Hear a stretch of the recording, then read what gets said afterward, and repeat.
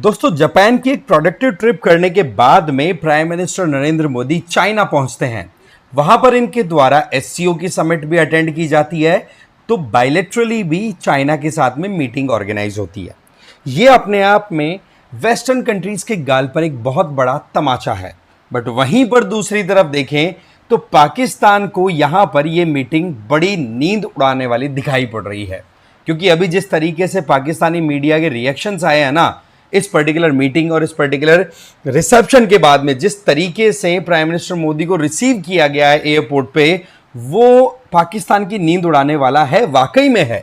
ठीक है, क्योंकि वर्ल्ड मीडिया की तरफ से देखें तो वेस्टर्न कंट्रीज की जो मीडिया है वो तो कह रही है कि भाई डोनाल्ड ट्रंप ने एक ऐसा काम कर दिया है जिसके चलते यूएस इंडिया रिलेशंस बिल्कुल टूट चुके हैं, और वहीं पर चाइना इंडिया रिलेशंस को एक रिवाइवल मिल गया।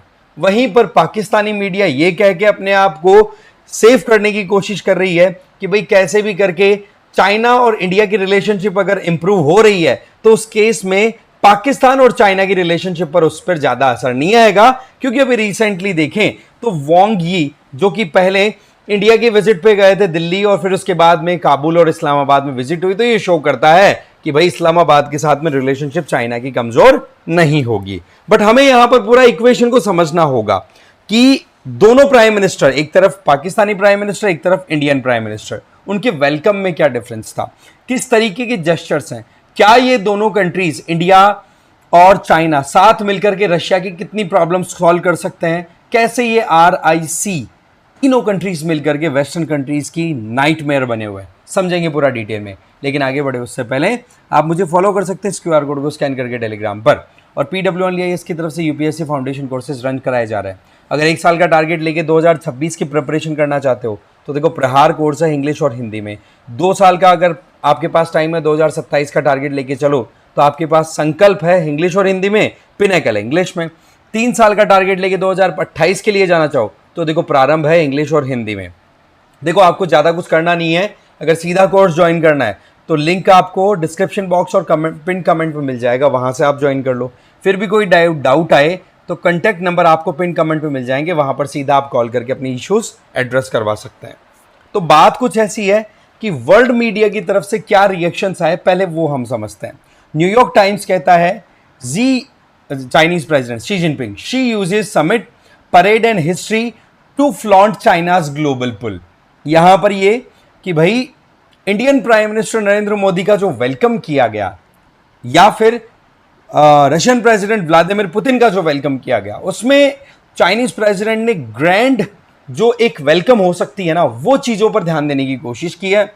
तो ऐसे में वेस्टर्न कंट्रीज का एक जेलेसी है वो साफ साफ दिखाई पड़ रही है कि भाई आप जो है चाइना वो इस तरीके से वेलकम करके दिखाना चाहता है कि देखो हमारा एशिया में कैसा एक जो हमारी पकड़ है, हमारी एंगेजमेंट है वो अच्छी बन रही है।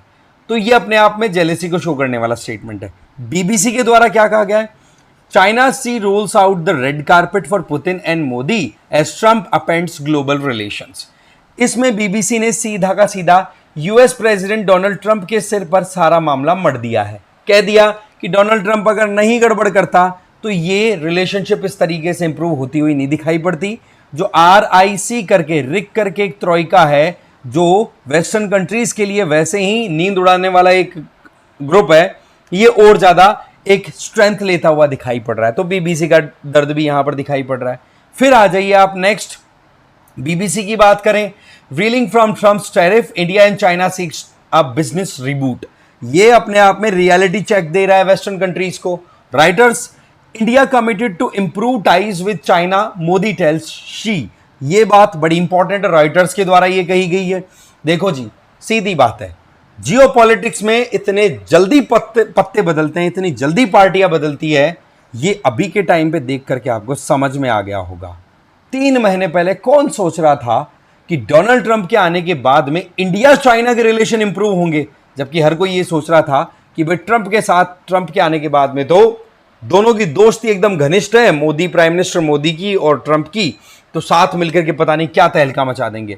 पर ट्रंप ने ऐसे काम किए कि टैरिफ करने के चक्कर में खुद अपने देश के ऊपर एकदम से बहुत बड़ा बर्डन क्रिएट कर दिया है, और उसका खामियाजा वेस्टर्न वर्ल्ड को पूरे को उठाना पड़ रहा है, जहां पर रशिया जो कि लगातार प्रेशर में बना हुआ था, उसको चाइना सपोर्ट कर ही रहा था, इंडिया ने भी कभी क्रिटिसाइज नहीं किया। इवन एससीओ समिट के दौरान भी इंडिया की तरफ से सीधे स्टेटमेंट दिए गए कि यूक्रेन वॉर को लेकर के हम कंसर्न है, युद्ध की जल्दी से शांति वार्ता शुरू होनी चाहिए। बट पॉइंट इज कि रशिया को एक अलग ही लेवल की स्ट्रेंथ मिल गई, तो यूरोप वैसे परेशान।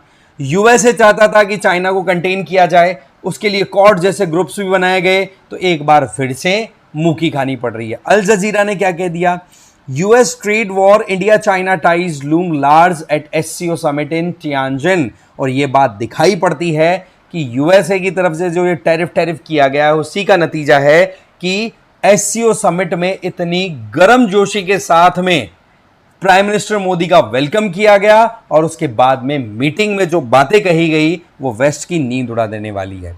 इसी बीच में थोड़ा सा हम अगर पाकिस्तानी मीडिया की तरफ नजर डालें, तो वो तो देखो एक ही चीज बोलते हुए दिखाई पड़ रहे हैं कि देखो जी, इंडिया चाइना रिलेशंस अगर इंप्रूव हो रहे हैं तो इसका मतलब ये नहीं है कि पाकिस्तान चाइना रिलेशन के ऊपर कोई डेंट आएगा, क्योंकि वांग यी जो कि पहले दिल्ली की विजिट पे आए, उसके बाद में इस्लामाबाद आके गए हैं, तो ये दिखाता है कि पाकिस्तान और चाइना की रिलेशनशिप बिल्कुल रॉक सॉलिड है।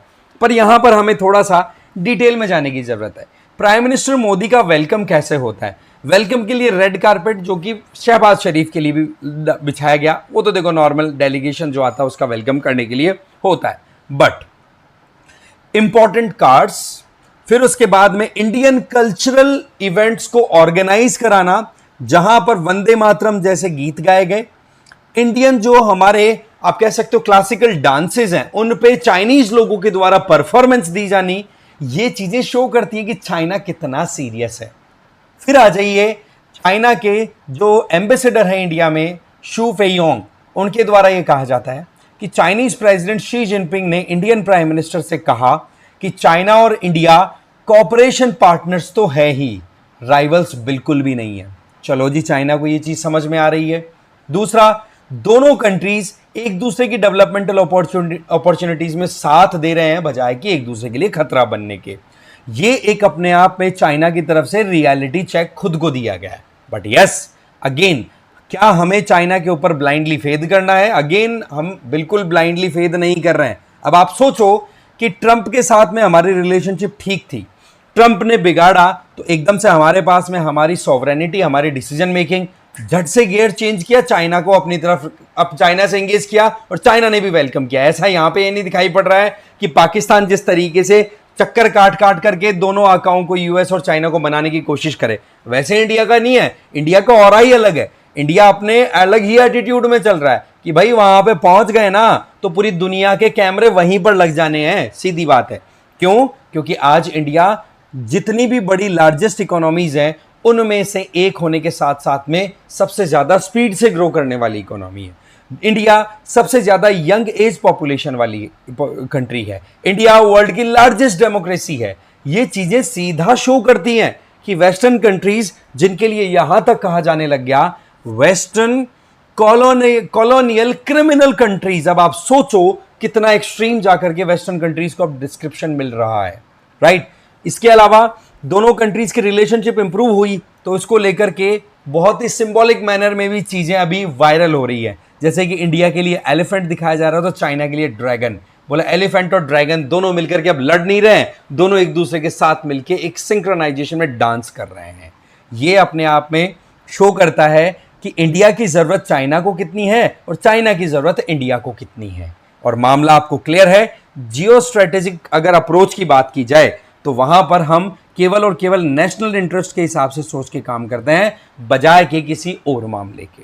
तो ये सिनेरियो निकल के आ रहा है, और ये वाकई में पाकिस्तान के लोगों की तो नींद उड़ाने वाला है ही कि भाई इतना वेलकम, और वो भी 7 साल के बाद में बायलैटरल मीटिंग हो रही है शी जिनपिंग और प्राइम मिनिस्टर मोदी की। उसके बावजूद इतनी गर्मजोशी, इतना इनके बीच में तो क्लेश भी हुआ था, उसके बावजूद भी। बट वही बात है कि आप में खुद में अगर दम हो, आपके पीछे खड़े हुए जो लोग हैं, जिनके आप लीडर हो, अगर वो आप में कॉन्फिडेंस दिखाएं, तो डेफिनेटली ये चीजें दिखाई पड़ती है और वेटेज महसूस भी होता है। और यही चीज वेस्टर्न कंट्रीज और पाकिस्तान महसूस कर रहे होंगे। बाकी आपका क्या मानना है, कमेंट करके जरूर बताना। इस वीडियो में तो इतना ही। Thank you very much.